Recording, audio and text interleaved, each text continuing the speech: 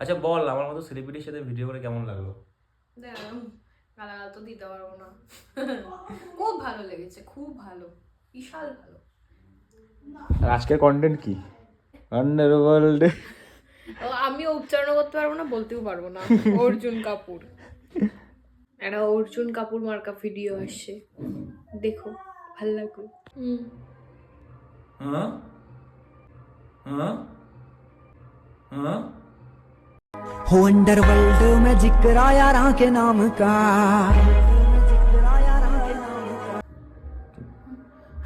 না না বাবা, থাক, আমার লাগবে না। আমি আমি আমি নিজে কিনে নেবো, থাক থাক। একটা শুট দিতে এতক্ষণ লাগে কেন?